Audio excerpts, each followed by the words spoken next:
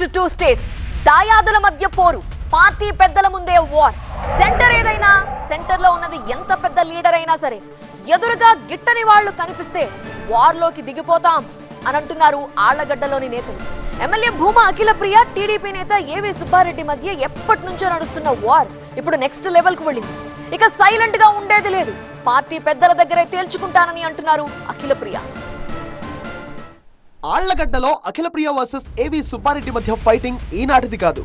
భూమా నాగిరెడ్డి అకాల మరణం దగ్గర నుంచి ఈ రెండు వర్గాల మధ్య కొట్లాటలు ఓ రేంజ్ లో జరుగుతున్నాయి. ఒకే పార్టీలో ఉన్నప్పటికీ రెండు వర్గాలు బహిరంగంగానే ఘర్షణలకు దిగడంతో స్థానికంగా పెద్ద రచ్చ నడుస్తోంది. ఒకానొక సమయంలో ఏవి సుబ్బారెడ్డి ఆళ్లగడ్డలో అడుగు పెట్టకూడదంటూ అఖిలప్రియ హుకుం జారీ చేశారట.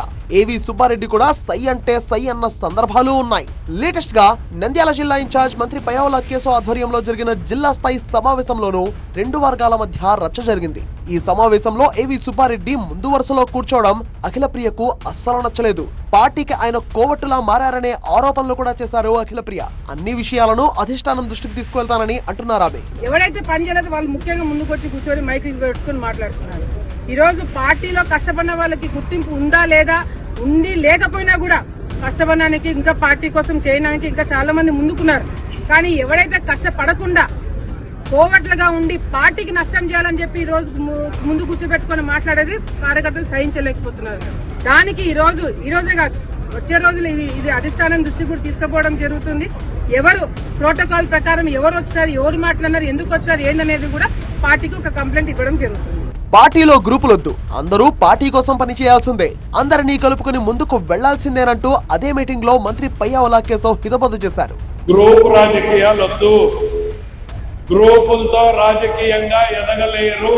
ఎవరైనా సరే, ఎంత నాయకుడైనా సరే చెప్తున్నా, ఎమ్మెల్యే అయినా కూడా చెప్తున్నాను నేను, గ్రూపులతో రాజకీయాల్లో ఎదగలేరు.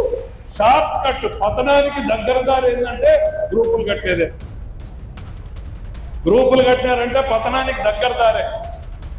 40 ఏళ్ల రాజకీయం చూసినా నేను రాష్ట్రంలో. గ్రూపులు కట్టిన వాళ్ళు లాంటికి పోయినారు.